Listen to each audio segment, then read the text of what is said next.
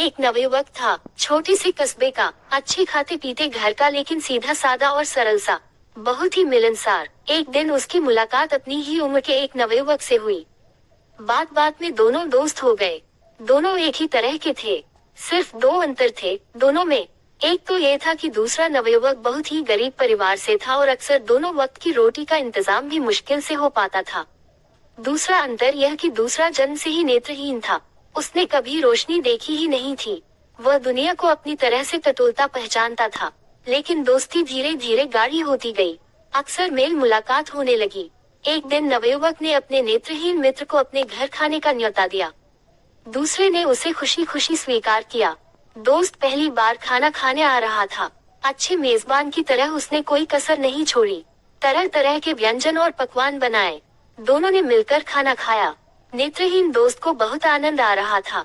एक तो वह अपने जीवन में पहली बार इतने स्वादिष्ट भोजन का स्वाद ले रहा था। दूसरा, कई ऐसी चीजें थी जो उसने अपने जीवन में इससे पहले कभी नहीं खाई थी। इसमें खीर भी शामिल थी। खीर खाते खाते उसने पूछा, मित्र, ये कौन सा व्यंजन है? बड़ा स्वादिष्ट लगता है। मित्र खुश हुआ। उसने उत्साह से बताया कि यह खीर है।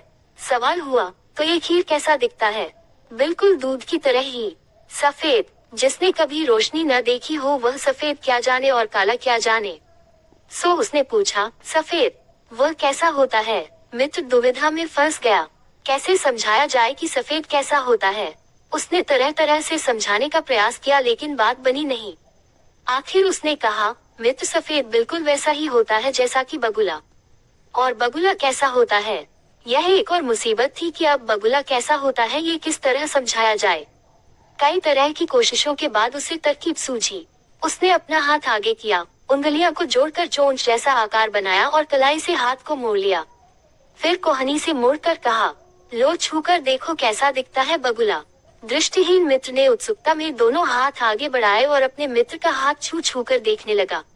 हालांकि वह इस समय समझने की कोशिश कर रहा था कि बगुला कैसा होता है, लेकिन मन में उत्सुकता ये थी कि खीर कैसी होती है।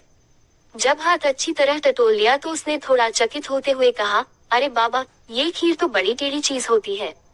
वह फिर खीर का आनंद लेने लगा, लेकिन तब तक खीर टेढ़ी हो चुकी थी। यानी किसी भी जटिल काम के लिए मुहावरा बन चुका था, टेढ़ी खीर।